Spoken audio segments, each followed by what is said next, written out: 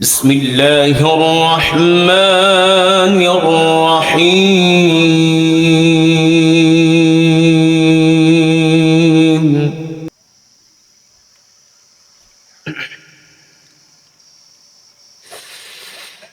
قالوا بنوا له بنيانا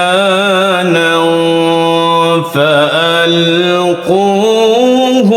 في الجحيم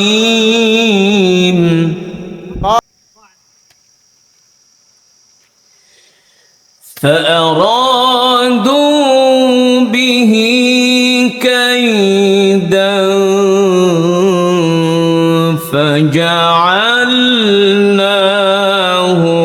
الأسفلين. الله أكبر.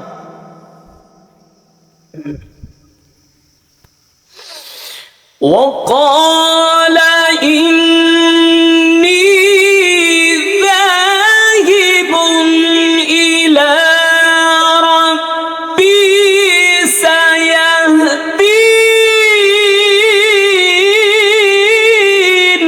الله أكبر.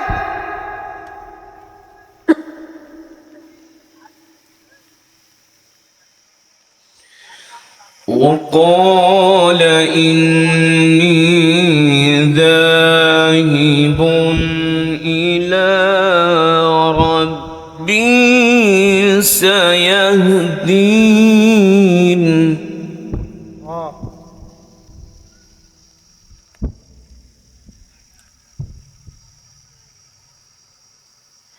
رب هب لي من الصالحين.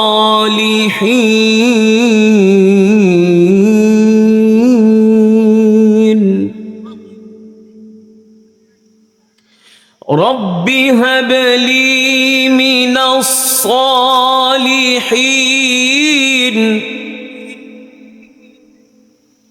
رب هب لي من الصالحين.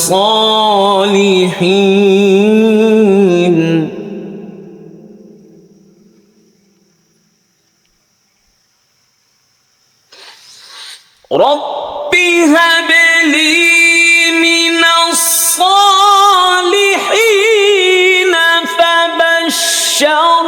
فبشرناه بغلام حليم. الله أكبر.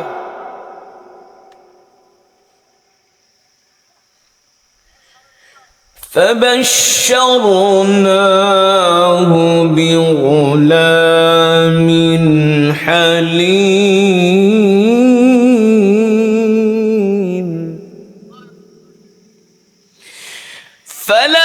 فلما بلغ معه السعي قال يا بني فلما بلغ معه السعي قال يا بني الله أكبر. فلما بلغ معه السعي قال يا بني إني أرى في المنام أني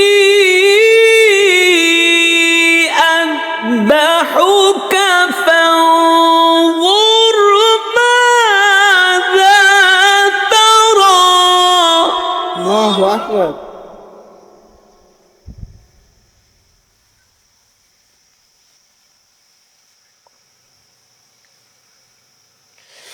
قال يا أبت افعل ما تؤمر ستجدني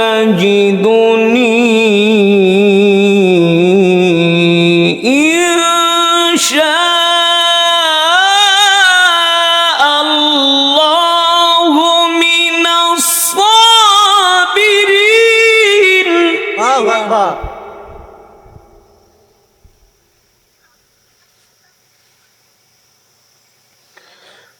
قال يا أبت افعل ما تؤمر ستجدني إن شاء الله من الصابرين. الله.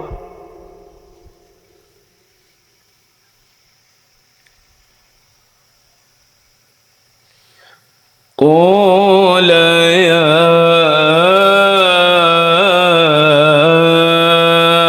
أبت افعل ما تؤمر ستجدني إن شاء الله من الصابرين.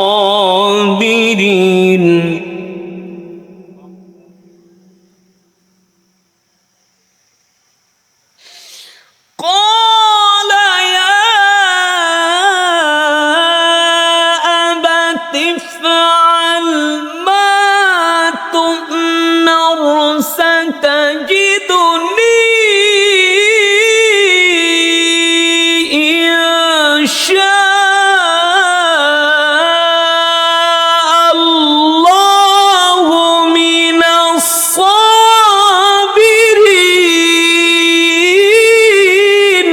الله أكبر. ستجدني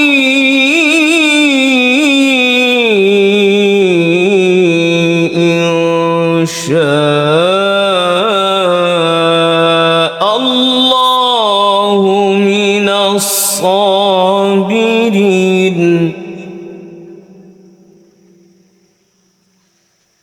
فلما أسلما وتله للجبين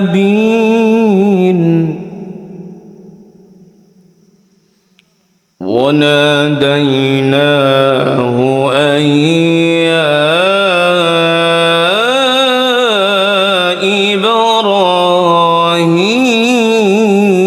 إبراهيم.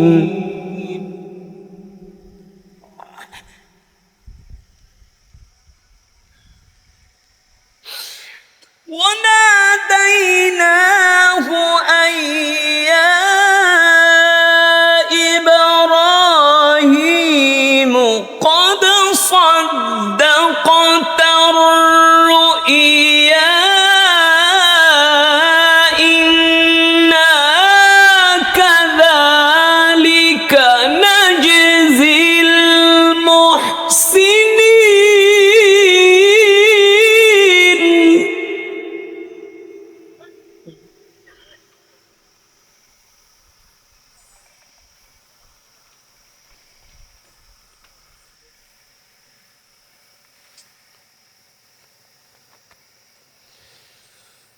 قد صدقت الرؤيا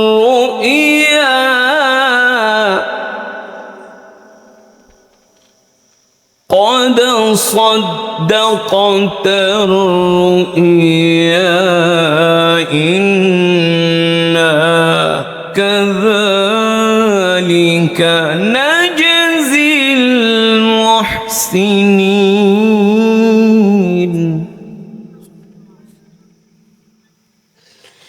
إن هذا لهو البلاء المبين وفديناه بذبح عظيم.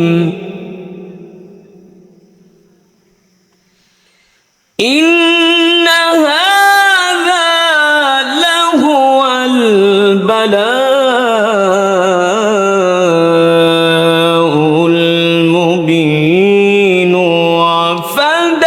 وفديناه بذبح عظيم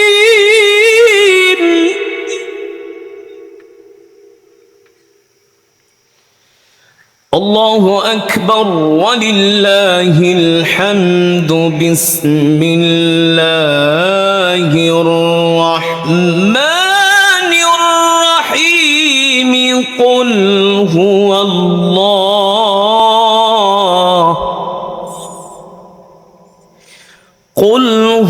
الله أحد الله الصمد لم يلد ولم يولد ولم يكن له كفوا أحد بسم الله الرحمن الرحيم بسم الله الرحمن الرحيم قل هو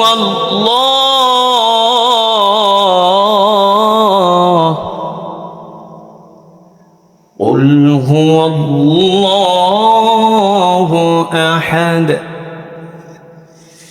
الله الصمد لم يلد ولم يولد ولم يكن له كفوا أحد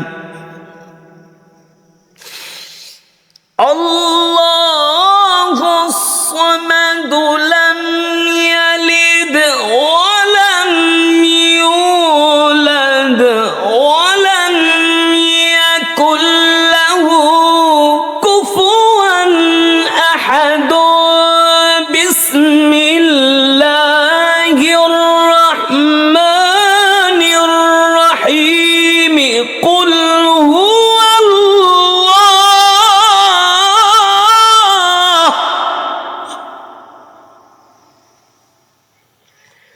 قل هو الله أحد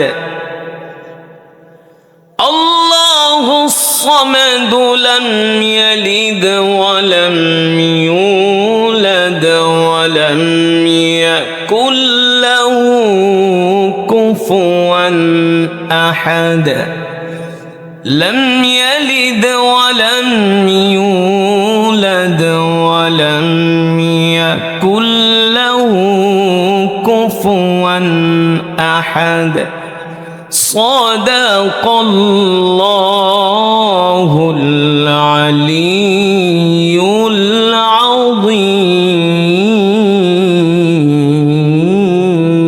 العظيم আমরা সকলেই বলি আলহামদুলিল্লাহ আর ইমানি আওয়াজ দিয়ে পড়ি আলহামদুলিল্লাহ। ইমানদার মুসলমান, সমস্ত প্রশংসা কার জন্য? একমাত্র মহান রব্বুল আলামিনের জন্য, যিনি আমাদেরকে সৃষ্টি করেছেন। ঠিক কেন? আল্লাহর বান্দারা, আমাদের হায়াতের মালিক কে? জোরে বলেন। এই কথাগুলো ঈমানের সাথে সম্পর্ক। এই কথাগুলোর উত্তর আওয়াজ তারাই ঈমানি আওয়াজ দিয়ে দিতে পারবে যাদের ঈমানের পাওয়ার আছে, শক্তি আছে, যাদের ঈমান মজবুত। কারণ এই কথাগুলোর উত্তর দেওয়ার সময় হাদিস শরীফে এসছে, শয়তান এসে মুখ চেপে ধরে। শয়তান চায় না আমরা আল্লাহর প্রশংসা করি। ঠিক কিনা? শয়তান চায় আমরা কার প্রশংসা করি? শয়তানের। কার কথা কেনা? শয়তান চায় আমরা শয়তানের প্রশংসা করি, কিন্তু আমরা গোলাম কার? আরে জোরে বলতে হবে, আমরা গোলাম কার? আমরা এক আল্লাহর গোলাম। আল্লাহর গোলামেরা বসে বসে আল্লাহর জবানের কালামের তেলাওয়াত শুনেছে। আসমানের নিচে জমিনের উপরে এর চাইতে আর উত্তম জিকির হতে পারে না। ঠিক কিনা মুসলমান? আমি কোরআনুল কারীম পড়েছি, আপনারা শুনেছেন। এক এক হরফে 10টি করে নেকি পেয়েছে। সুবহানাল্লাহ। খুশি নাকি বেজার? শুধু এখানে শেষ নয়, এই মাহফিলে যারা এসছেন এক একজন এক এক খতম করে কোরআনুল কারীমের সওয়াব পেয়েছে। সবাই মিলে এক খতম না, এক একজন এক এক খতম, মা বোনরাও পেয়েছে। তাহলে আজকের মাহফিলে কয়েক শত খতমে কোরআনের সওয়াব আল্লাহ আমাদের আমল নামায় দিয়েছে, ঠিক কেন বলেন? এই মাহফিলে যদি আমরা দোয়া করি, রব আমাদের দোয়া ফিরিয়ে দিতে পারে না ইনশাআল্লাহ। কারণ আপনি আল্লাহ তাআলার সম্বন্ধে যেমন ধারণা করবেন, আল্লাহ তাআলা আপনার সাথে ঠিক তেমন আচরণ করবেন। তো আমি চাই এই মাহফিলের শেষে, মজমার শেষে আমরা একসাথে মোনাজাত দিয়ে বিদায় নিব। রাজি আছেন? রাজি আছেন? এর আগে আমরা কেউ ওঠাউঠি করবেন না তো? কথা বলেন, ওঠাউঠি করবেন? মাত্র 20-25 মিনিট ওয়াজ শোনার ধৈর্য আছে তো? না সেটাও নাই? আছে? মোনাজাত দিয়ে কে কে যাবেন? আল্লাহকে হাত উঠায় দেখেন, একটা আল্লাহকে ডাক দেন, জোরে ডাক দেন, বলেন ইয়া আল্লাহ। এই মিয়া, হৃদয়ের গভীর থেকে ডাক দেন, ইয়া আল্লাহ। আল্লাহ আমাদের গুনাহগুলো মাফ করে দেন, বলে আমিন। আল্লাহ শেষ মোনাজাত দিয়া যাওয়ার তৌফিক দেন। হাত নামা। এই যে হাত উঠাইছেন, আল্লাহ দেখছেন কি দেখছেন না? আল্লাহ দেখছেন, আল্লাহ দেখতেছেন যে আল্লাহ তাআলাকে কতটুকুন ভালোবাসেন। আল্লাহর বান্দারা, আজকে তো আমরা নামে মুসলমান, গরু খাওয়া মুসলমান, মুসলমানের পাওয়ার আমাদের মাঝে নাই, মুসলমানিত্ব আমাদের মাঝে নাই। বাংলাদেশে 95% মুসলমান, কিন্তু তারা নামে মুসলমান, নামে মুসলিম, কিন্তু ইমানের পাওয়ার নাই। যদি ইমানের পাওয়ার থাকতো, 95% মুসলমানের দেশে আরো আগেই কোরআনের রাজ কায়েম হয়ে যেত, ঠিক না? কোরআনের রাজ কায়েম হয়ে যেত। মসজিদে আইসা নামাজ ঠিকই পড়ে, কিন্তু আল্লাহর আইন, আল্লাহর বিধানে বিশ্বাস করে না। আছে কি? আছে না? নাই? আল্লাহর বিধানে বিশ্বাস করে না। মুসলমান হওয়ার পরেও সে মুরতাদ হয়ে মারা যাবে। ইনিল হুকমু লিল্লাহ, ইনিল হুকমু ইল্লা লিল্লাহ। আল্লাহ তাআলা বলছেন, নবী আপনি বলে দেন, আল্লাহর জমিনে একমাত্র আল্লাহর হুকুম চলবে, ঠিক কিনা? আলা লাহুল খালক ওয়াল আমর, তাবারাকাল্লাহু রাব্বুল আলামিন। নবী হে আমার, আপনি বলে দেন, সৃষ্টি যার, আইন চলবে তার, জমিন যার, বিধান চলবে তার। কার বিধান চলবে? কিন্তু জমিনে বিধান চলে কার? শয়তানের, আমেরিকা না, বিদেশি শক্তির বিধান চলে। আল্লাহর বিধান আমরা কায়েম করতে পারি না, অথচ 95% মুসলমান। হযরত সাহাবায়ে কেরাম কেমন ছিলেন?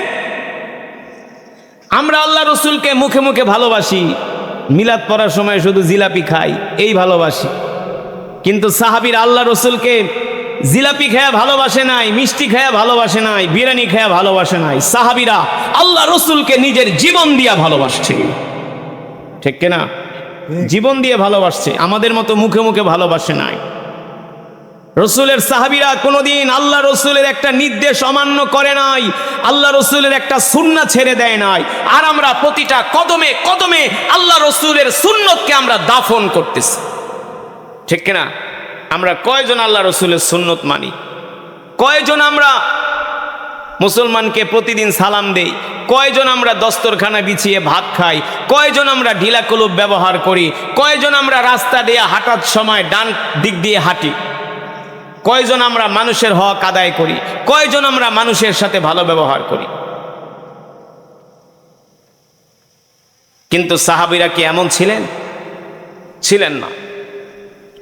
আল্লাহ রসুল যেটা নির্দেশ দিয়েছেন, সাহাবীরা জানতেন আল্লাহ রসুলের এই নির্দেশ মানলে এই দুনিয়ার জমিন থেকে আমাকে শহীদ হতে হবে। এই কথা জানার পরেও রসুলের সাহাবীরা শহীদ হয়ে যেতেন, কিন্তু আল্লাহ রসুলের একটা কথাকে তারা অমান্য করতেন না, ঠিক কিনা বলেন?